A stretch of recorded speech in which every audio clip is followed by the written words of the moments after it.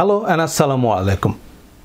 এই ভিডিওতে পবিত্র কোরআনের আলোকে হাদিস এবং ফিকহ সম্পর্কিত কিছু প্রশ্নের বিস্তারিত উত্তর দেব।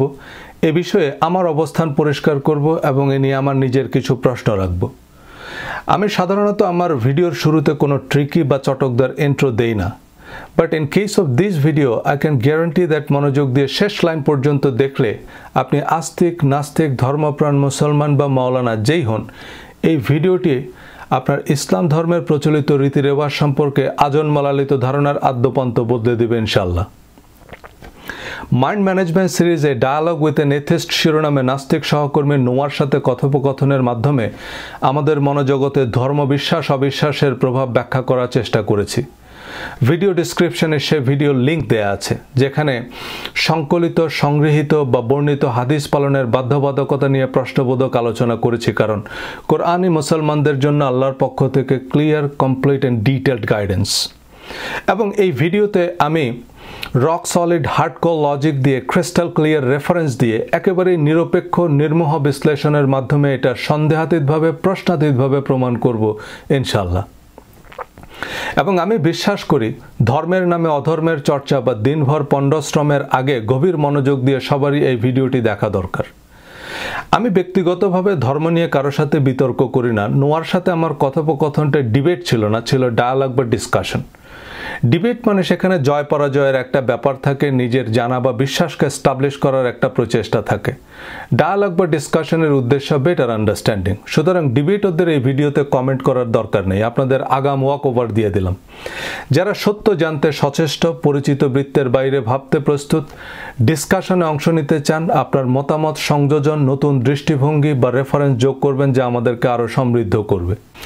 ধর্ম বলতে আমরা বেশিরভাগ মানুষ যা বুঝি ফরজ, ওয়াজিব, সুন্নত, মুস্তাহাব, মাকরু, হারাম, এক কথায় যাবতীয় প্রচলিত পরিচিত ধর্মীয় রীতিরেওয়াজের বেশিরভাগেরই অন্যতম প্রধান ভিত্তি হচ্ছে হাদিস এবং ফিকহ। হাদিসের আলোকে যেটাকে সুন্নত, মুস্তাহাব বা মাকরু বলা হচ্ছে, ফিকহি দৃষ্টিকোণ থেকে আবার সেটাকে ফরজ, ওয়াজিব বা হারাম বলা হচ্ছে। টিভিতে বা অনলাইনে যত মাসলা মাসাইলের অনুষ্ঠান দেখবেন, বেশিরভাগ মাসলার ভিত্তি হচ্ছে হাদিস এবং ফিকহি বিশ্লেষণ। হাদিস বলতে বোঝাচ্ছে বুখারী, মুসলিম, তিরমিজি, আবু দাউদ, নাসাই, ইবনে মাজা, বাইহাকি, এসব হাদিস গ্রন্থে বর্ণিত হাদিস। এবং ফিকহ মানে ইমাম আবু হানিফা, শাফিঈ, মালিক, আহমদ ইবনে হাম্বলের ফতোয়া বা মত। কিন্তু এসব হাদিস বা ফিকহ সিদ্ধান্ত পালনের বাধ্যবাধকতা কতটুকু? এসব হাদিস বা ফিকহ গ্রন্থের স্বীকৃতি বা অনুমোদনের ভিত্তি কি? কারণ এসব হাদিস গ্রন্থ সংকলিত হয়েছে নবীজির ইন্তেকালের কয়েকশো বছর পর। প্রথমে এ প্রশ্নের ফর্মাল ইনফর্মাল যেসব উত্তর পেয়েছি তা নিয়ে আলোচনা করা যাক। মাসুমা আক্তার একটা উত্তর দিয়েছেন যার সাথে আমি সম্পূর্ণ একমত এবং এ যাবৎ প্রাপ্ত সবচেয়ে যৌক্তিক উত্তর। Allah has said in Quran that Nabi Karim Muhammad sallallahu alaihi wasallam says we must follow Quran and Hadith. যদিও তিনি স্পেসিফিক রেফারেন্স বা আয়াতের নাম্বার উল্লেখ করেননি, সম্ভবত তিনি সূরা আল ইমরানের 32 নম্বর আয়াতের কথা বলেছেন। কুল আতিউল্লাহ ওয়া রাসূল, হে নবী আপনি বলুন আল্লাহ ও রাসূলের আনুগত্য করো। এর আগের আয়াতটিও প্রাসঙ্গিক, অর্থাৎ সূরা আল ইমরানের 31 নম্বর আয়াত।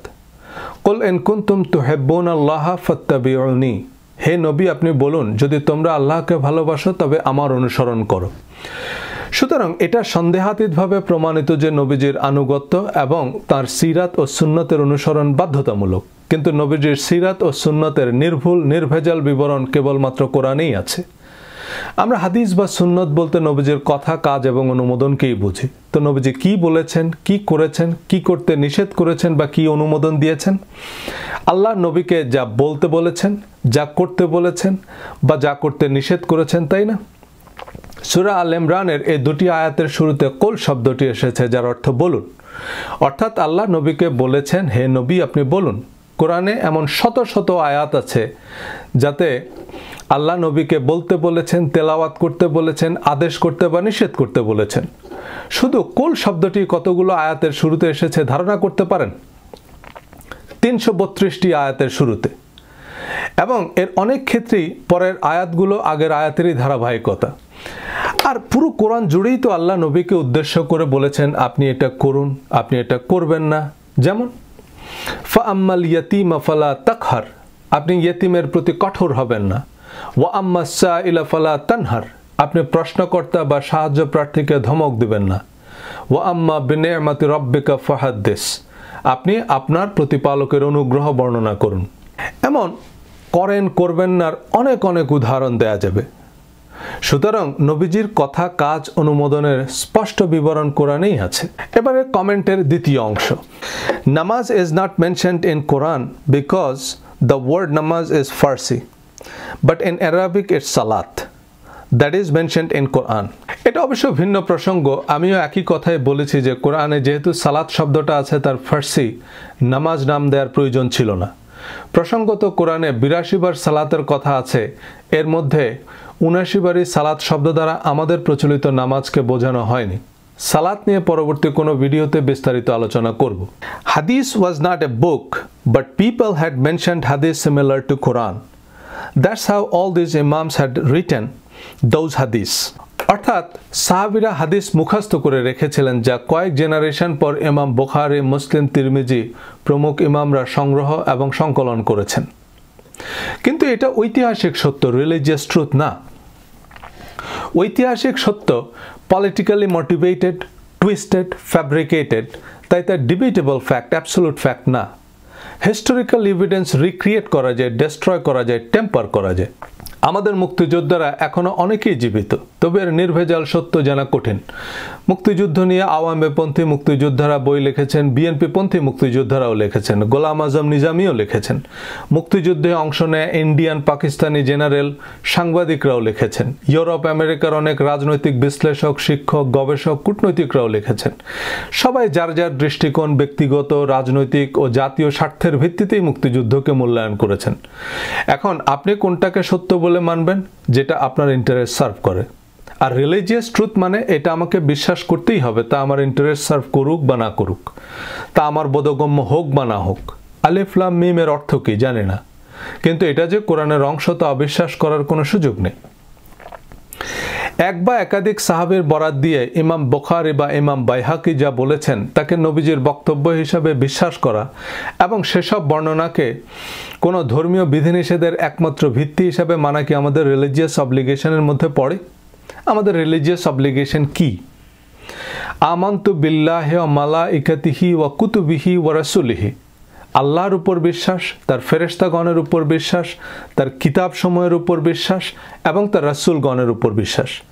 এখন যে কয়জন নবীর নাম কোরআনে উল্লেখ আছে এর বাইরে স্পেসিফিক কাউকে নবী হিসাবে বিশ্বাস করা বা ঘোষণা দেওয়ার কোনো অবকাশ কি আছে?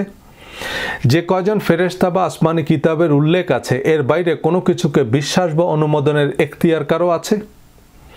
নবীজির হাদিস বর্ণনাকারী সাহাবী বা সংগ্রহ সংকলনকারী ইমামদের কি কোরআন অনুমোদন দিয়েছে? হযরত আনাস রাদিয়াল্লাহু তাআলা নামে আদৌ কোনো সাহাবী ছিলেন এবং তিনি সত্যবাদী, বিশ্বস্ত ছিলেন, এটা বিশ্বাস করা কি আমাদের ধর্মীয় বাধ্যবাধকতার মধ্যে পড়ে? তাহলে তো বলতে হবে আমানতু বিল্লাহি ওয়া মালাইকাতিহি ওয়া কুতুবিহি ওয়া রাসূলিহি ওয়া আসহাবিহি ওয়া আবু হুরায়রা ওয়া ইমাম বুখারী ওয়া শাফিঈ ওয়া জাকির নায়েক ওয়া সজল ভাই আজমাইন। পবিত্র কোরআন লাওহে মাহফুজে সংরক্ষিত, যেখানে জিবরাইল আলাইহিস সালাম ছাড়া আর কোনো ফেরেশতারও অ্যাক্সেস নাই। জিবরাইল আলাইহিস সালামই একমাত্র ওহীবাহক ফেরেশতা, যার উপাধি হচ্ছে জিবরাইল আমিন। আমিন অর্থ সত্যবাদী, বিশ্বস্ত। অর্থাৎ আল্লাহ তার মেসেজ ক্যারি করার জন্য সবচেয়ে বিশ্বস্ত ফেরেশতাকে নির্বাচন করেছেন। আর মানুষের কাছে আল্লাহর মেসেজ পৌঁছে দেওয়ার জন্য একমাত্র মেসেঞ্জার অফ গড হচ্ছেন প্রফেট সাল্লাল্লাহু আলাইহি সাল্লাম। কখনো কি এমন হয়েছে যে নবীজি ঘুমাচ্ছিলেন, অসুস্থ বা ব্যস্ত ছিলেন, তো জিবরাইল মেসেজটা হযরত আয়েশা, হযরত আবু বকর বা আবু হুরায়রা রাদিয়াল্লাহু তাআলা আনহুর কাছে দিয়ে গেছেন? কোরআনের কোনো আয়াত কি হযরত আবু হুরায়রা বা হযরত ওমর রাদিয়াল্লাহু তাআলা আনহু থেকে বর্ণিত? না। তাহলে তাদের বর্ণিত তথ্যের উপর ভিত্তি করে অনেক ফরজ, ওয়াজিব বা হারাম প্রচলিত যা কোরআনে ঘুণাক্ষরে উল্লেখ নেই।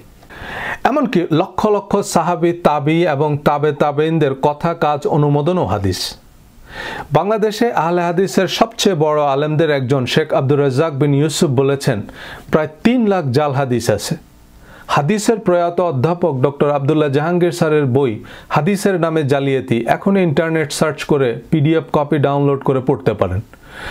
স্বদেশ প্রেম ইমানের অঙ্গ, এক ওয়াক্ত নামাজ না পড়লে ৮০ হোক বা দোজখের আগুনে পুড়তে হবে, এমন অনেক বহুল প্রচলিত হাদিস জাল। নবীজির পথে কাটা দেয়া বুড়ির গল্পকে আব্দুর রাজ্জাক বিন ইউসুফ সম্পূর্ণ বানোয়াট গল্প বলেছেন, অথচ হজে গেলে আপনাকে সে বুড়ির বাড়িতে নিয়ে যাবে। ভাগ্য ভালো হলে বুড়ির সাথে দেখাও হতে পারে। বিদায় হজ্জের যে ভাষণকে হাদিসের আরেকটি বড় ভিত্তি হিসাবে মানা হয়, সে বিদায় হজ্জের ভাষণের ট্রান্সক্রিপ্ট কে লিখেছেন? জ্ঞান অর্জনের জন্য চীন দেশে যাও, প্রত্যেক মুসলিম নরনারীর জন্য জ্ঞান অর্জন ফরজ। প্রায় প্রত্যেক মুহাদ্দিসরা এই হাদিসগুলোকে জাল বা বানোয়াট হাদিস বলেছেন। হাদিসের বিশুদ্ধতা নির্ণয়ে বড় বড় মুহাদ্দিস মুফতিদেরই গলদঘর্ম অবস্থা। এই যে হানাফি, মালিকি, শাফি, হাম্বলি, এত এত মাযহাব, উপমাযহাব, তরিকা, ফেরকা, এর ভিত্তি কি? যে হাদিসকে একজন সহিহ বলছেন, আরেকজন ইমাম বা পীর সেটাকে জয়ীফ বা জাল বলছেন। শুধু জাল হাদিসে যদি হয় 3 লাখ, এর ভিতর থেকে জয়ীফ, হাসান, সহিহ হাদিস বের করা কেমন কঠিন ব্যাপার। আর এত এত জাল হাদিসই বা কারা তৈরি করলো, কেন তৈরি করলো? এসব হাদিসের ভিত্তিতে নতুন দল উপদল তৈরি, নতুন নতুন রীতি রেওয়াজ চালু, নতুন নতুন বিধিনিষেধ আরোপ করে স্বতন্ত্র মাযহাব প্রবর্তন, নতুন নতুন তরিকা বা দরবার খুলে বসা, নতুন রাজনৈতিক অর্থনৈতিক মতবাদ প্রবর্তন করা, রাষ্ট্র ক্ষমতায় যাওয়া, on and on and on. যাদের তরিকার সপক্ষে কোনো হাদিসও কমন পড়েনি, তারা অগত্যা জনৈক বাদশাহ, জনৈক বুজুর্গের বরাত দিয়ে বহুত ফায়দা হাসিলের নানান কিচ্ছা কাহিনী বানিয়ে নিচ্ছেন, যদিও এই জনৈক বুজুর্গের কোনো নাম, ঠিকানা, পোস্টাল কোড, ফোন নম্বর কিছুই নাই। আহলে হাদিসের লোকেরা ফিকহি বিশ্লেষণ বাদ দিতে মাযহাবের ইমামদের মত প্রত্যাখ্যান করেছেন। তারা কেবল কোরআন ও হাদিস পালনের পক্ষপাতী। কিন্তু আহলে হাদিসের সবচেয়ে বড় 3 জন পণ্ডিত, নাসিরউদ্দিন আলবানী, আব্দুল্লাহ ইবনে উসাইমিন, আব্দুল আজিজ ইবনে বাজ, এদের মধ্যে কমপক্ষে 400 বিষয়ে মত পার্থক্য আছে। এর কারণ কি? ওই যে হাদিস কোনটা সহিহ কোনটা জাল।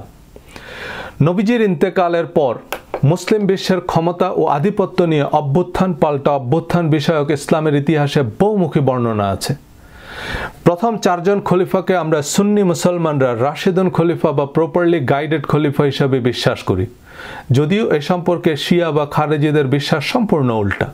কিন্তু খোলাফায়ে রাশিদিনের পর উমাইয়ারা প্রায় 100 বছর মুসলিম বিশ্ব শাসন করে। এ উমাইয়া বা ইয়াজিদরা ছিল সম্পূর্ণ সেকুলার। তারা বাইজেন্টাইনদের আদলে রিলিজিয়াস অ্যাডমিনিস্ট্রেশন ব্যবস্থা গড়ে তোলে এবং তারই অংশ হিসাবে শরিয়া আইন প্রণয়ন করে। এসব আইন মূলত বর্তমান জননিরাপত্তা, ডিজিটাল নিরাপত্তা আইনের মতো ক্ষমতার নিরাপত্তা আইন। বর্তমান সৌদি আরব, ইরান বা তালেবান আফগানিস্তানে এসব আইন জনগণের সব মৌলিক অধিকার হরণের হাতিয়ার। এরপর আব্বাসীয় শাসনামল, ওসমানী বা অটোম্যান সাম্রাজ্যের সব খলিফারাই সৎ, সত্যবাদী, বিশ্বস্ত বা অবিসংবাদিত ছিলেন? অবশ্যই না। পারস্য বা তুর্কিরা প্রশ্নই ওঠে না। ক্রুসেডের সময় মুসলিম সাম্রাজ্যের বেশিরভাগ অঞ্চল খ্রিস্টানদের দখলে চলে যায়। বহুবার বহুভাবে ক্ষমতার পালা বদল হয়। চেঙ্গিস, মঙ্গল, গজনি, কামাল পাশা, পার্সিয়ান, তুর্কি, ইয়েমেনি, মধ্য এশিয়ান, ধর্মের ঊর্ধ্বে কত কত রাজনৈতিক শক্তির উত্থান পতন। এ সময় মুসলমানদের বিভক্ত করার জন্য, বিভ্রান্ত করার জন্য নানাভাবে চেষ্টা করা হয়। ধর্ম বিশ্বাসকে ডিলিউট করা হয়, পলিউট করা হয়। আল কায়দা, আইসিসের মতো ভ্রান্ত স্বার্থান্বেষী অনেক মহলকে নানাভাবে মদত দেওয়া হয়। সবাই নিজ নিজ স্বার্থ সংশ্লিষ্ট বিধিবিধান প্রণয়ন করে আর সেসবকে আল্লাহর বিধান বলে চালিয়ে দেয়। কেউ সেসবের বিরোধিতা করতে পারে না, কারণ তা ধর্মের অবমাননা, দণ্ডনীয় অপরাধ। মোগলরা ছিল শিয়া মুসলিম, আর এর মধ্যে আকবর তো নিজেই দ্বীন এলাহি নামে নতুন ধর্ম প্রবর্তন করেন। এমনকি নবাব আলীবর্দী খান, সিরাজউদ্দৌলা, মোহাম্মদ আলী জিন্না, আল্লামা ইকবাল, শেখ সাদি, জালালউদ্দিন রুমি, আয়াতুল্লাহ খোমেনি, এরাও শিয়া মুসলমান, যাদেরকে আমাদের সুন্নি আলেমরা মুসলমানই মনে করে না। শিয়াদের সাথে বিয়েকেও বৈধ মনে করে না। ইসলাম তো শুধু একটা ধর্মই নয়, এটা একটা রাজনৈতিক শক্তি, একটা অর্থনৈতিক ব্যবস্থা। রাজনৈতিক অর্থনৈতিক স্বার্থ মানুষকে অন্ধ করে ফেলে। এখন আপনি হয়তো বলবেন সব হাদিস বা ফতোয়া তো রাজনৈতিক বা অর্থনৈতিক স্বার্থ সংশ্লিষ্ট নয়। নতুন কিছু রীতি রেওয়াজ বা বিধিবিধান আরোপ না করলে তো আপনার তরিকা বা দলই তৈরি হবে না, এবং বাকিদের গোমরাহ বলতে পারবেন না। এক তরিকার লোক আছে, তারা হলুদ খায় না, মানে হলুদ দেয়া যে কোনো তরকারিই হারাম। লাখ টাকা দিলেও তারা হলুদ দেয়া কোনো খাবার খাবে না। আরেক তরিকার লোকেরা স্যুট, টাই, দাড়ি, টুপি মিলিয়ে একেবারে সম্পূর্ণ লেটেস্ট ফিটেস্ট ব্লুটুথ বয়। এমন এক এক তরিকার এক এক রেওয়াজ। এসব হচ্ছে মনস্তাত্ত্বিক বিভাজন। কেউ হানাফি মাযহাব কায়েম করে, কেউ মওদুদি মাযহাব, কেউ আলবানি মাযহাব, কিন্তু দিন শেষে দান বাক্স, ডোনেশন, বাইতুল মাল বা ভোট চাই ভোটারের, দোয়া চাই সকলের। এবারে আরেকটি উত্তর নিচ্ছি। ইনি অবশ্য ফেক আইডি থেকে কমেন্ট করেছেন। ফেক আইডি থেকে কমেন্ট করাটা আমি পছন্দ করি না, কারণ আমি জানি না আপনি কে। আমার সালাসালের সম্পর্কের কেউ আমার সাথে রসিকতাও করতে পারে। তবে উনি মূলত দুটি ভিডিও লিঙ্ক শেয়ার করেছেন যেখানে বেশ কয়েকটি রেফারেন্স আছে। প্রথম ভিডিওটি মুফতি কাজী ইব্রাহিম হুজুরের।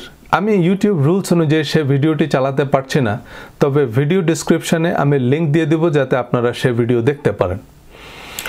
ইব্রাহিম হুজুর বাংলাদেশের সবচেয়ে বিজ্ঞ মুহাদ্দিস ও মুফতিদের একজন, আল্লাহ ওনার মঙ্গল করুন। উনি হাদিসের সপক্ষে কোরআনের যে রেফারেন্সগুলো ব্যবহার করেছেন তার প্রথমটি সূরা হাশরের 7 নম্বর আয়াতের অংশবিশেষ, যে নবী যা দিয়েছেন তা গ্রহণ করো। আর ব্র্যাকেটে উনি নিজের কিছু শব্দ বা ব্যাখ্যা যোগ করেছেন যা আয়াতের উল্লেখ নেই, যেমন নবী যা দিয়েছেন তাই হাদিস, নবী যত বক্তব্য দিয়েছেন, যত আমল দিয়েছেন তা গ্রহণ করো। যাই হোক, সূরা হাশরের 7 নং আয়াতে নবী যা দিয়েছেন তা গ্রহণ করো এর দ্বারা যে হাদিস বোঝানো হয়নি তা পুরো আয়াত থেকে বেশ পরিষ্কার। আল্লাহ এই জনপদবাসীদের নিকট থেকে তার রাসূলকে বিনা যুদ্ধে যে সম্পদ দিয়েছেন তা আল্লাহর রাসূলের, তার আত্মীয়গণের এবং ইয়াতিম, অভাবগ্রস্ত ও মুসাফিরদের জন্য, যাতে তোমাদের মধ্যে যারা ধনবান শুধু তাদের মধ্যেই ধন মাল আবর্তন না করে। আর রাসূল তোমাদেরকে যা দেন তা তোমরা গ্রহণ করো এবং যা হতে তোমাদেরকে নিষেধ করেছেন তা হতে বিরত থাকো। তোমরা আল্লাহকে ভয় করো, নিশ্চয় আল্লাহ শাস্তি দানে কঠোর। এখানে নবী যা দিয়েছেন তার দ্বারা বনু নজির গোত্রের পরিত্যক্ত সম্পদের কথা বলা হয়েছে। মদিনায় 3টি ইহুদি গোত্র বসবাস করত, বনু কোরাইজা, বনু কাইনুকা এবং বনু নজির। এই বনু নাজির গোত্রের সাথে মুসলমানদের কার্যত যুদ্ধ করতে হয়নি। মুসলমানরা তাদের আবাসস্থল ঘেরাও করে রাখে। এক পর্যায়ে তারা আত্মসমর্পণ করে, সন্ধি করে এবং মদিনা ছেড়ে চলে যায়। এই বনু নাজিরের সম্পদ বন্টন নিয়ে সাহাবীদের মধ্যে বিরোধ তৈরি হয়, তখন এই আয়াত নাজিল হয়। এর আগের আয়াত থেকে অর্থাৎ সূরা হাশরের 6 নম্বর আয়াত থেকে এটা বেশ পরিষ্কার। আল্লাহ তাদের অর্থাৎ ইয়াহুদীদের নিকট হতে বিনা যুদ্ধে যে সম্পদ তার রাসূলকে দিয়েছেন তার জন্য তোমরা ঘোড়া ছুটাওনি, উটও নয়, কিন্তু আল্লাহ যার উপর ইচ্ছা তার রাসূলদেরকে কর্তৃত্ব দান করেন, আর আল্লাহ সর্ববিষয়ে সর্বশক্তিমান। বনু নাজিরের এই এলাকা যা মুসলিমদের দখলে এসেছিল তা মদিনা থেকে 3-4 মাইল দূরে অবস্থিত, অর্থাৎ মুসলমানদেরকে এর জন্য সুদীর্ঘ সফর করার প্রয়োজন পড়েনি এবং এর জন্য মুসলিমদেরকে উট ও ঘোড়াও দৌড়াতে হয়নি। অনুরূপ যুদ্ধ করারও প্রয়োজন পড়েনি, বরং সন্ধির মাধ্যমে এই এলাকা জয় হয়েছে। সুতরাং নবী যা দিয়েছেন মানে সেই বিনা যুদ্ধে প্রাপ্ত সম্পদ থেকে নবী যা দিয়েছেন তা গ্রহণ করো, আর যা নিতে বারণ করেছেন তা থেকে বিরত থাকো। আর নবী যা দিয়েছেন তার অর্থ যদি হুজুরেরটাও নিই, নবীকে কোরআন শরীফ দিয়েছেন নাকি বুখারী শরীফ দিয়েছেন? হুজুর দ্বিতীয় যে রেফারেন্সটা দিয়েছেন সূরা আল ইমরানের 31 নম্বর আয়াত, কুল ইন কুনতুম তুহিব্বুনাল্লাহ ফাত্তাবিউনি, যেটা অলরেডি আলোচনা করেছি মাসুমা আপার কমেন্টে। যদিও হুজুর সে আয়াতের অনুবাদে নিজস্ব কিছু বক্তব্য বা বিশ্লেষণ যোগ করেছেন, আপনারা চাইলে সঠিক অনুবাদটা চেক করে দেখতে পারেন। তৃতীয় রেফারেন্স হিসাবে সূরা আদ-দোহার শেষ আয়াত, ওয়া আম্মা বিনিআমাতি রাব্বিকা ফাহাদ্দিস, হুজুর এই আয়াতের অর্থ করলেন তুমি তোমার প্রতিপালকের কাছ থেকে যে নিয়ামত বা ওহির জ্ঞান পেয়েছো সেগুলোর হাদিস বর্ণনা করো। ফাহাদ্দিস থেকে হাদিস পাওয়া গেছে। ফাহাদ্দিস শব্দের অর্থ বর্ণনা করা, হাদিস বর্ণনা করা নয়। হাদিস শব্দের অর্থ কথাবার্তা, বর্ণনা বা নেরেশন। সূরা লোকমানের 6 নম্বর আয়াত, ওয়া মিনান নাসি মান ইয়াশতারি লাহওয়াল হাদিসু লিয়ুদিল্লা আন সাবিলিল্লাহ, কিছু মানুষ আছে যারা মানুষকে আল্লাহর পথ থেকে বিচ্যুত করার জন্য অবান্তর হাদিস সংগ্রহ করে। এখানে লাহওয়াল হাদিস মানে অবান্তর কথাবার্তা, কিচ্ছা কাহিনী, ভিত্তিহীন বানোয়াট গল্প। যদিও এই আয়াতে লাহওয়াল হাদিস বা অবান্তর কথাবার্তা হিসেবে অনেকে উদরপিণ্ডি বুদরগাড়ে চাপিয়ে গান বাজনাকে হারাম করেছেন। এমনকি ছোটবেলায় অনেক হুজুরকে এই আয়াতের ভিত্তিতে অঙ্ক, ইংরেজি, বিজ্ঞান এসব দুনিয়াবি পড়াশোনাকেও হারাম বলতে শুনেছি। যাই হোক, গান বাজনা হারাম নয়। হযরত দাউদ আলাইহিস সালামের মুজিজা ছিল ওনার গায়কী। আমাদের অব্লিগেটরি রিলিজিয়াস বিলিফ অনুযায়ী হযরত দাউদ আলাইহিস সালাম ছিলেন greatest singer of all time.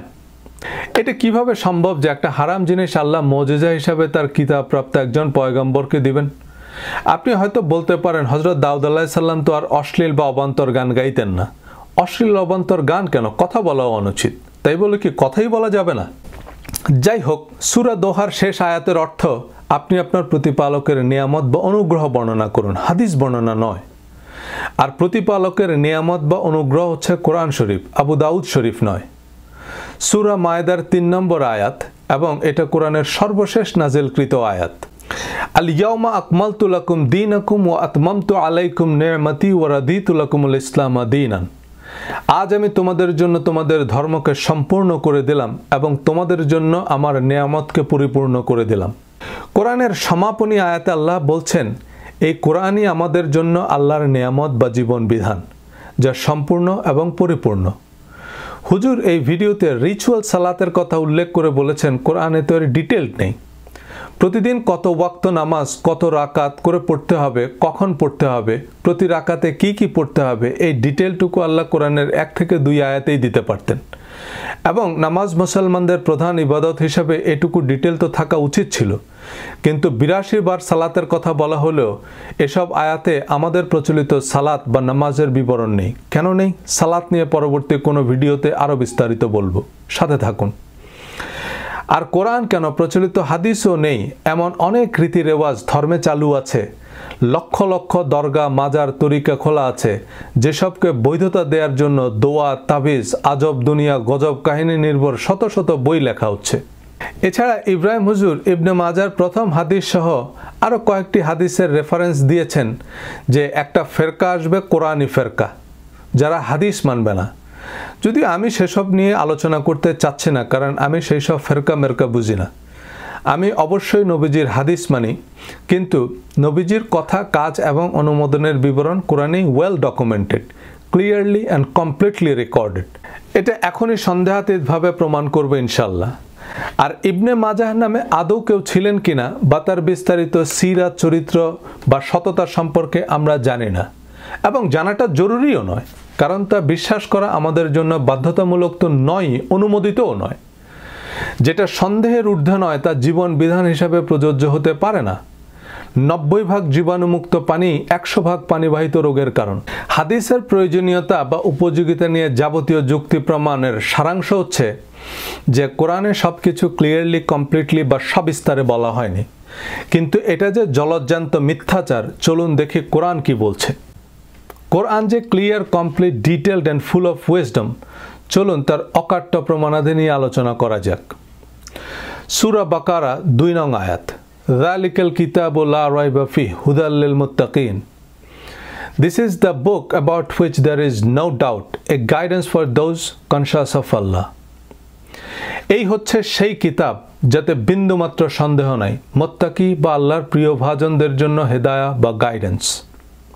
So কোরআনে বিন্দুমাত্র সন্দেহ নাই, এতে জাল, জয়ীব, হাসান কোনো আয়াত নেই, এবং কোরআনই মুত্তাকিদের জন্য পথ প্রদর্শক। সূরা শুআরা 2 নম্বর আয়াত, these are the verses of the clear book. এগুলো হচ্ছে সুস্পষ্ট কিতাবের আয়াত। মুবিন মানে স্পষ্ট, যেমন ফাতহু মুবিন, সুস্পষ্ট বিজয়।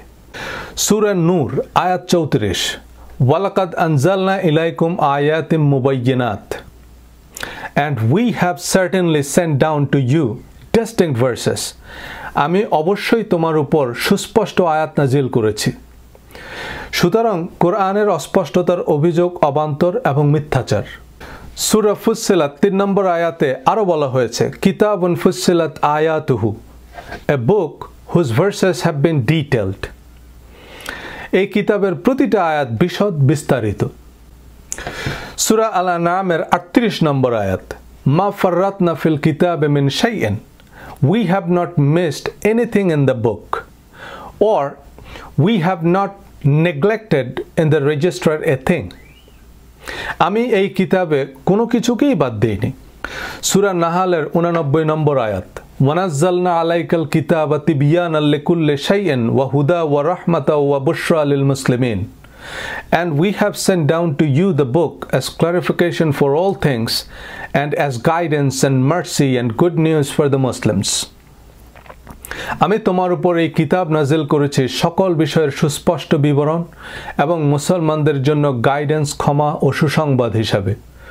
সুতরাং কোরআন বিশদ বা বিস্তারিত নয়, এটা মিথ্যা কথা। এখন প্রশ্ন হচ্ছে, কোরআন কতখানি বিশদ? সূরা কাহাফের 109 নং আয়াতে আল্লাহ বলছেন, কুল লাউ কানাল বাহরু মিদাদাল লিকালিমাতি রাব্বি লানাফিদাল বাহরু ক্বাবলা আন তানফাযা কালিমাতু রাব্বি Say, if the sea were ink for writing the words of my Lord, the sea would be exhausted before the words of my Lord were exhausted. হে নবী, আপনি বলুন, যদি আমার প্রতিপালকের কথার তাৎপর্য লেখার জন্য সমুদ্রের পানিও কালি হয়, তবে সমুদ্রের পানি শেষ হয়ে যাবে, কিন্তু আমার প্রতিপালকের কথা বা শব্দের তাৎপর্য লেখা শেষ হবে না। এখানে কোরআন কিভাবে এত বিশদ যে সমুদ্রের পানি শুকিয়ে যাবে তার বিস্তারিত লিখতে, এটা সংক্ষেপে বলি। আমরা সবাই জানি আমাদের নবীজির মুজিজা ছিল কোরআন শরীফ, অর্থাৎ কোরআনের সাহিত্যমান। যদিও নবীজির মুজিজা সম্পর্কে অনেক ভিত্তিহীন বানোয়াট গল্প প্রচলিত আছে, যা নিরেট নির্বুদ্ধিতা এবং নবীজির অবমাননার শামিল। অন্য কোনো ভিডিওতে আরও বিস্তারিত বলবো। সে সময়ের আরবে ছিল সাহিত্যের জয় জয়কার। সাহিত্যের সেরা সময়ে সেরা সেরা কবি সাহিত্যিকদের আল্লাহ চ্যালেঞ্জ দিয়েছেন যে তারা যেন কোরআনের সমমানের সাহিত্য রচনা করে, কিন্তু তারা তা পারেনি। এখন রবীন্দ্রনাথ বা শেক্সপিয়ারের সাহিত্য বা পিকাসো ভিঞ্চির চিত্রকর্ম, সত্যজিতের চলচ্চিত্র আমরা মূল্যায়ন করতে পারবো না, সেটা আমাদের সীমাবদ্ধতা। কিন্তু একজন সাহিত্য বিশারদ, চারুকলা বা চলচ্চিত্র বিশেষজ্ঞ অবাক বিস্ময়ে তাকিয়ে থাকবেন। সে সময়ের বড় বড় কবি বা সাহিত্যিকরাও কোরআনের সাহিত্যিক উৎকর্ষতায় অভিভূত হয়েছিলেন। সাহিত্যের একটা বড় মানদণ্ড হচ্ছে রূপকতা, অর্থের ব্যাপকতা, একেবারে যথার্থ শব্দের গাঁথনিতে উপযুক্ত বাক্য গঠন। যেমন কান্না শব্দের অনেকগুলো প্রতিশব্দ আছে: howl, lament, sob, bawl, blubber, keening, mourn, snivel, sorrowing, weep, whimpering and many more. এখন সব কান্না একরকম নয়। বাড়িতে কেউ মারা গেলে বা আগুন লাগলে যে কান্না, তা হচ্ছে ল্যামেন্ট বা বিলাপ।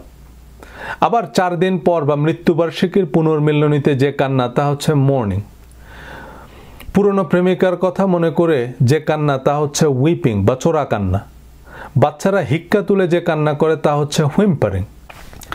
এখন একজন সাহিত্যিক জানে কোথায় কোন শব্দটা প্রয়োগ করতে হবে। সব জায়গায় ক্রাই শব্দটা ব্যবহার করলে আমরা কিভাবে বুঝবো যে উনি কোন কান্না বোঝাচ্ছে? কোরআনের শ্রুতি ও ছন্দের সাথে শব্দ, বাক্য এবং উপমার যে ব্যাপ্তি, তাই কোরআনের স্বতন্ত্র বিস্ময়, সংক্ষিপ্ত আবার সীমাহীন। এখানে অনেকে কোরআনের তাৎপর্য হিসেবে হাদিসকে চালিয়ে দেন, কিন্তু কোরআনের ব্যাখ্যা, বিশ্লেষণ, তাৎপর্য, বর্ণনা, বিবরণ যাই বলেন, তা তাফসির, হাদিস নয়।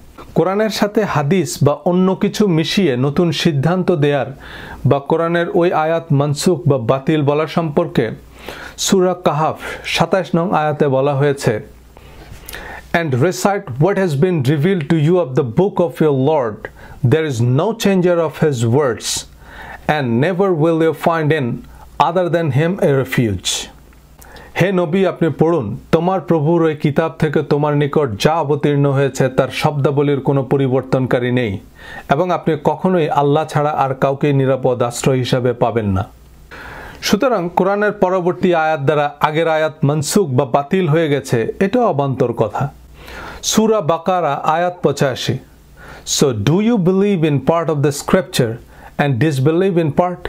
তোমরা কি কিতাবের কিছু অংশ বিশ্বাস করবে আর কিছু অংশ অবিশ্বাস করবে? এখন আমাদের কি আল্লাহর কিতাবের বাইরে ভিন্ন কিছু অনুসরণের অনুমতি আছে? সূরা আরাফ আয়াত 3। You shall all follow what has been brought down to you from your Lord and do not follow besides him. হে মানুষেরা, তোমরা সকলেই তোমাদের নিকট তোমাদের প্রভুর কাছ থেকে যা অবতীর্ণ হয়েছে তার অনুসরণ করো এবং তাকে ছাড়া অন্য কিছু অনুসরণ করো না। সূরা আল আনআমের 19 নম্বর আয়াতে কোরআনের সাথে অনুমোদনহীন কিছুর সংমিশ্রণকে কিভাবে ব্যাখ্যা করা হয়েছে একটু মনোযোগ দিয়ে খেয়াল করুন। আয়াতের শুরুতে বলা হয়েছে, কুল আইয়ু শাইইন আকবারু শাহাদা।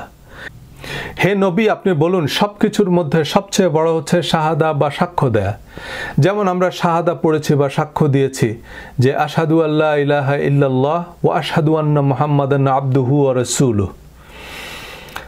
আল্লাহ এই আয়াতের শুরুতে শাহাদার শ্রেষ্ঠত্ব মনে করিয়ে দিয়ে বলেছেন, কুলিল্লাহু শাহীদুম বাইনি ওয়া বাইনাকুম ওয়া উহিয়া ইলাইয়া হাযাল কুরআনু লিয়ুনজিরাকুম বিহি ওয়া মান বালাগা আইন্নাকুম।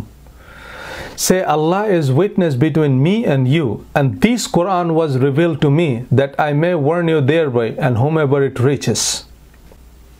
হে নবী, আপনি বলুন, তোমাদের এবং আমার মধ্যে আল্লাহ সাক্ষী, আমার উপর এই কোরআন অবতীর্ণ হয়েছে যাতে আমি এই কোরআন অনুযায়ী তোমাদের এবং যাদের কাছে এই কোরআন পৌঁছায় তাদের সতর্ক করতে পারি। এবং আয়াতের শেষাংশে আল্লাহর কমান্ডের সাথে অননুমোদিত কোনো বিধিনিষেধ যুক্ত করা সম্পর্কে পরিষ্কার হুঁশিয়ারি উচ্চারিত হয়েছে। কুল ইন্নামা হুয়া ইলাহু ওয়াহিদ ওয়া ইন্নানি বারিউম মিম্মা তুশরিকুন। অর্থাৎ হে নবী, আপনি বলুন, নিশ্চয়ই তিনিই একমাত্র ইলাহ, আর তোমরা তার সাথে যা শরীক করো বা সংযোজন করো আমি তার থেকে মুক্ত। দেখুন, লক্ষ লক্ষ হাদিস আর ফিকহি বিশ্লেষণের উপর যেখানে সিংহভাগ ধর্মীয় রীতি রেওয়াজ বিধিবিধান দাঁড়িয়ে, সেখানে এই মর্মে কোরআনে অন্তত একটি স্পষ্ট আয়াত কি থাকা উচিত নয়? যেমন, হে নবী, আপনি আপনার সাহাবীদের বলুন তারা যেন কোরআনের পাশাপাশি আপনার সকল কথা, কাজ এবং অনুমোদনের বিস্তারিত বিবরণ পরবর্তী প্রজন্মের জন্য সংরক্ষণ করে, কারণ তা কোরআনের মতোই অবশ্য পালনীয়। কিন্তু এমন কোনো আয়াত তো নাই, বরং কোরআন একমাত্র কোরআনকেই সম্পূর্ণ, পরিপূর্ণ, বিশদ, বিস্তারিত, অপরিবর্তিত, অনুকরণীয় পথনির্দেশক হিসাবে স্বীকৃতি দিয়েছে। সূরা বাকারা আয়াত 42, ওয়ালা তালবিসুল হাক্কা বিল বাতিল and do not mix the truth with falsehood। তোমরা সত্যকে মিথ্যার সাথে মিশ্রিত করো না। অর্থাৎ বিন্দুমাত্র সন্দেহাতীত কোরআনের সাথে জাল, জয়ীফ, হাসান এবং অমুকের মতে সহি কোনো কিছুর সাথে মিশ্রিত করার কোনো সুযোগ নেই। সূরা মাইদার 3 নং এবং কোরআনের সর্বশেষ নাজিল হওয়া বা কনক্লুডিং আয়াত, আল ইয়াউমা আকমালতু লাকুম দীনাকুম ওয়া আতমামতু আলাইকুম নি'মাতি ওয়া রাদিতু লাকুমুল ইসলাম দীনান। This day I have perfected for you your religion and completed my favor upon you and have approved for you Islam as religion। আজ আমি তোমাদের জন্য তোমাদের ধর্মকে সম্পূর্ণ করে দিলাম এবং তোমাদের জন্য আমার নিয়ামতকে পরিপূর্ণ করে দিলাম এবং ইসলামকে তোমাদের ধর্ম হিসাবে অনুমোদন দিলাম। এই আয়াতগুলো দিয়ে দিনের আলোর মতো পরিষ্কার যে Quran clear, complete, detailed and full of wisdom. তবুও অনেকেই বলতে পারেন কোরআনে তো অনেক কিছুই বলা নেই, মানে আমার পছন্দের অনেক কিছু নাই যেটা দিয়ে আমার দল, মত বা তরিকাকে বৈধতা দেয়া যায় এবং তা পালনে মানুষকে বাধ্য করা যায়। দেখুন, কোরআন তথা ইসলাম হচ্ছে সকল যুগের, সমগ্র বিশ্বের সব মানুষের জন্য পরিপূর্ণ জীবন বিধান। যেমন একটা দেশের সংবিধান ছোট্ট ওয়ালেট সাইজ একটা বই, কিন্তু সংবিধানই প্রতিটা দেশের সর্বোচ্চ আইন। আপনি 1 মিলিয়ন আইন বানাতে পারেন, কিন্তু তার সংবিধানের সীমার বাইরে যেতে পারবে না। ডোনাল্ড ট্রাম্প প্রেসিডেন্ট হয়েই একের পর এক এক্সিকিউটিভ অর্ডার সাইন করেন। প্রেসিডেন্টের এক্সিকিউটিভ অর্ডার অবশ্যই আইন, কিন্তু আদালত সেসব আইন বাতিল করে দেয়, কারণ সেগুলো সংবিধানের সাথে সাংঘর্ষিক। একইভাবে আপনি 1 বিলিয়ন বিধিবিধান প্রণয়ন করতে পারেন, কিন্তু তা কোরআনের সাথে অসামঞ্জস্যপূর্ণ হতে পারবে না। কোরআন যেটাকে হারাম বলেনি সেটাকে হারাম, বা যেটাকে বাধ্যতামূলক বলেনি সেটাকে আবশ্যকীয় বলার কোনো সুযোগ নেই। সূরা ইউনুস 59 নম্বর আয়াত, হে নবী, আপনি বলুন আপনার প্রতি যা অবতীর্ণ হয়েছে তাতে আপনি কোনো কিছুকে হালাল বা কোনো কিছুকে হারাম বলার কোনো সুযোগ কি আছে? বলুন আল্লাহ আপনাকে সে অনুমতি দিয়েছে, না আপনি আল্লাহর নামে কিছু বানিয়েছেন? আপনি কোরআনের বহির্ভূত যাবতীয় রীতি রেওয়াজ ধর্ম থেকে বাদ দিলে ধর্ম বিরোধী প্রায় সব অভিযোগই ভিত্তিহীন হয়ে পড়বে, কারণ যারা ধর্মের সমালোচনা করছে তারা মূলত ধর্মের নামে যেসব প্রচলিত চর্চা তারই সমালোচনা করছে। আপনি অবশ্যই দাড়ি রাখতে পারেন, দাড়ি পুরুষের সৌন্দর্য, ব্যক্তিত্বের প্রতীক, দাড়ি রাখতে কোরআনে নিষেধ করা হয়নি। টুপি, পাগড়ি, আলখাল্লা আপনার রুচি পছন্দের হলে কোনো সমস্যা নেই, কিন্তু আপনি দাড়ি রাখাকে কি ফরজ বা ওয়াজিব বা ধর্মীয় বাধ্যবাধকতার মধ্যে ফেলতে পারেন? কারণ কোরআনে দাড়ি রাখতে বলা হয়নি। নবীজির দাড়ি ছিল বলে আমরা জানি, কিন্তু আবু জেহেলেরও ছিল, সব সাহাবীর যেমন ছিল সব কাফের মুশরিকদেরও ছিল। ক্রুসিফাইড যিশুর যেমন দাড়ি আছে, ইহুদি রাবাইদেরও দাড়ি আছে।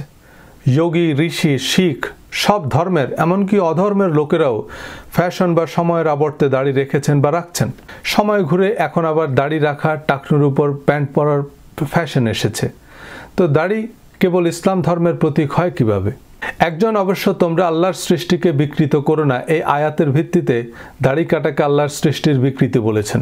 তো এই যুক্তিতে তো চুল, মোচ, নখ কিছুই কাটা যাবে না।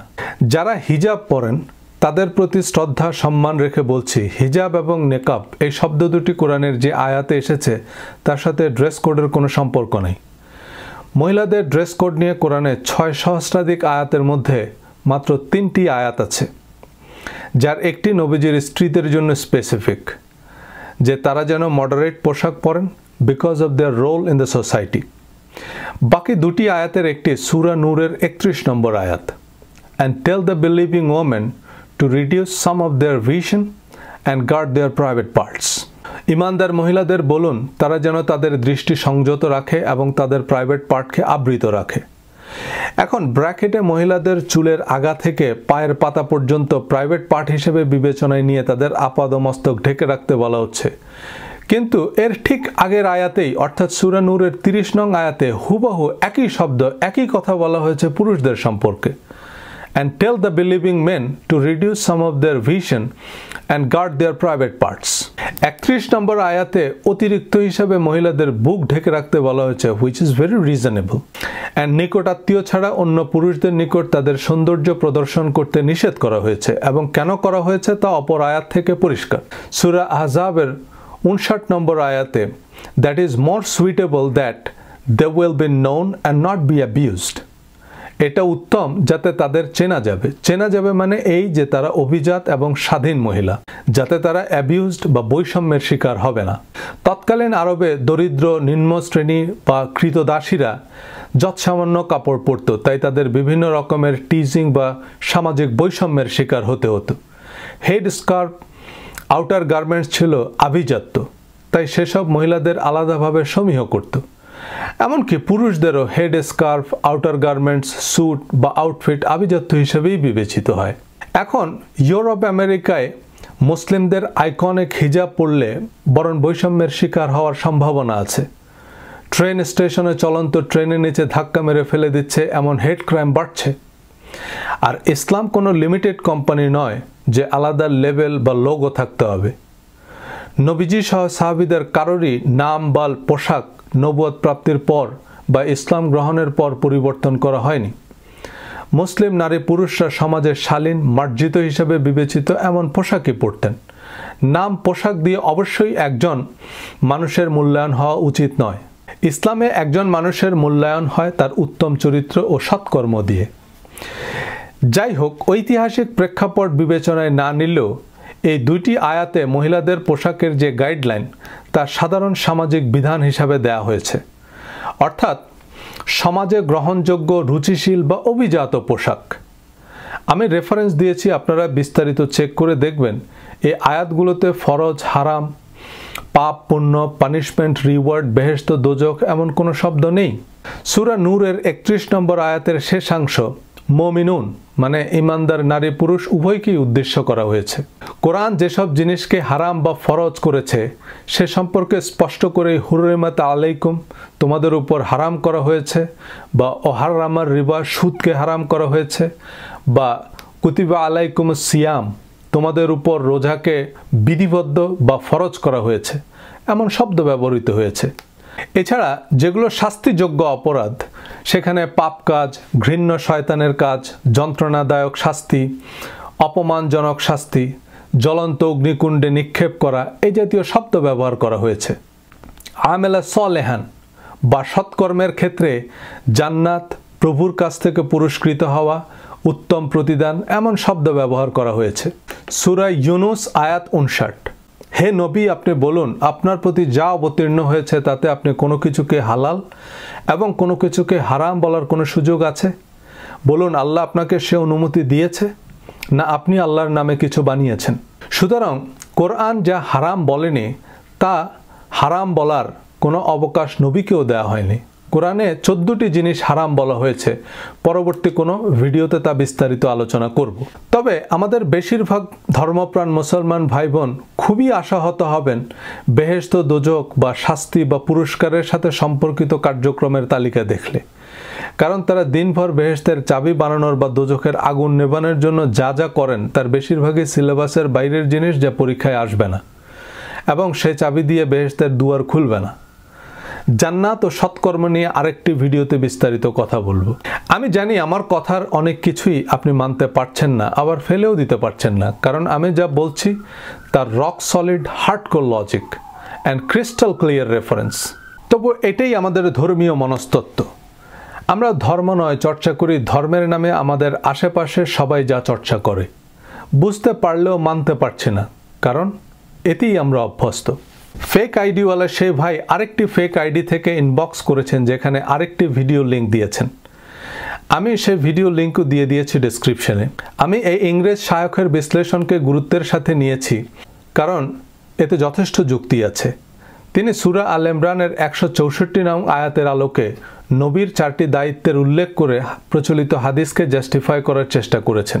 Certainly did Allah confer great favor upon the believers when He sent among them a messenger from themselves, reciting to them His verses and purifying them and teaching them the book and wisdom.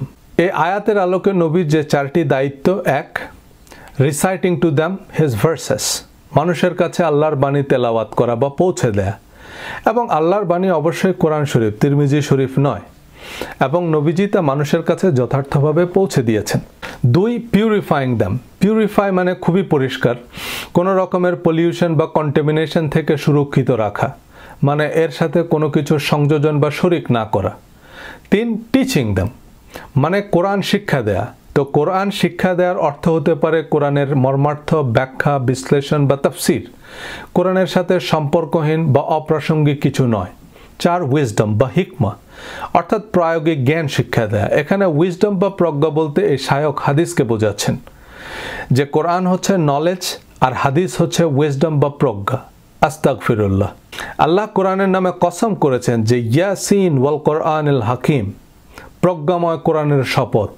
আল্লাহ বলছেন the Quran is full of wisdom. বাকিটুকু আপনাদের বিবেচনা।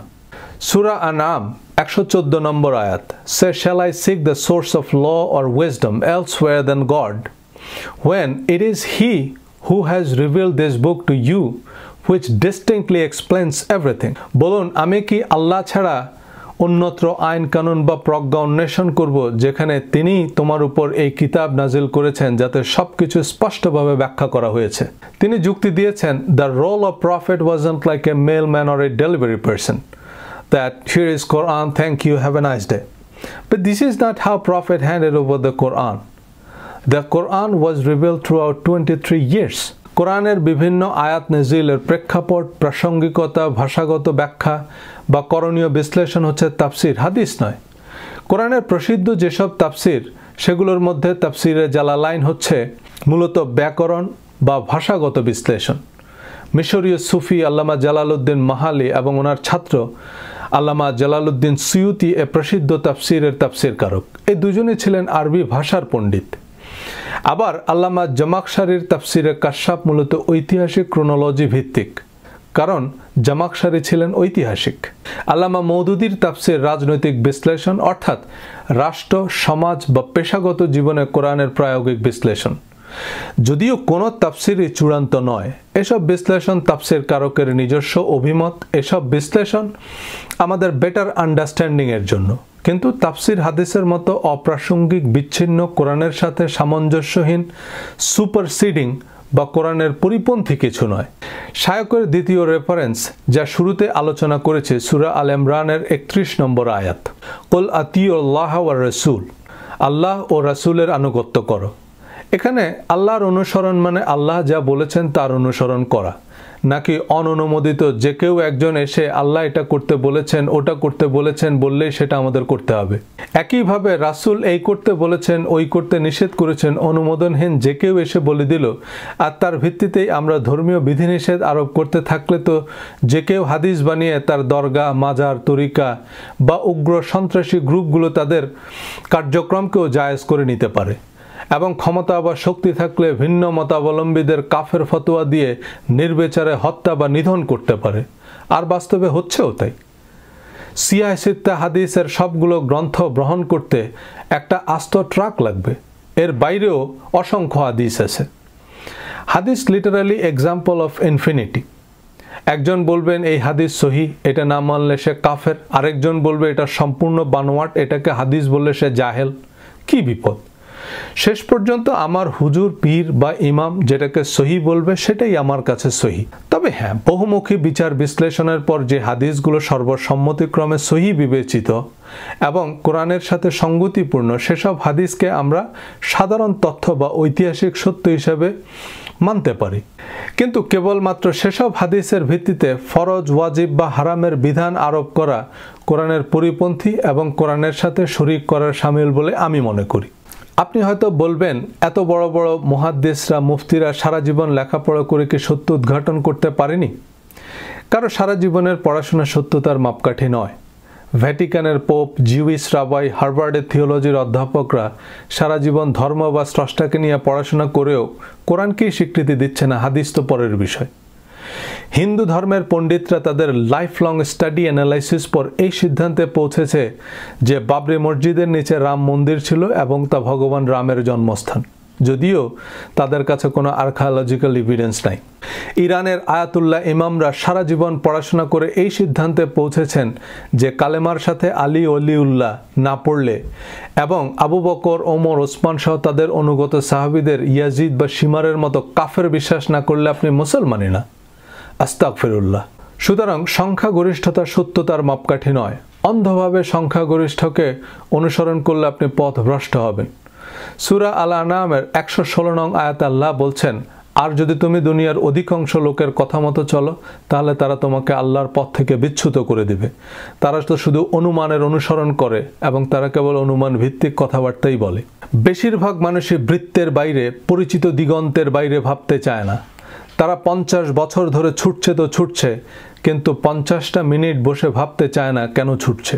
এই বেশিরভাগের পছন্দ অনুযায়ী কথা বলতে পারলে ভিউ, লাইক বা হাততালি বেশি পাওয়া যায়, সহমত ভাই কমেন্ট পাওয়া যায়, কিন্তু মিলিয়ন মিলিয়ন ভিউ পাওয়ার জন্য ভিডিও বানাই না।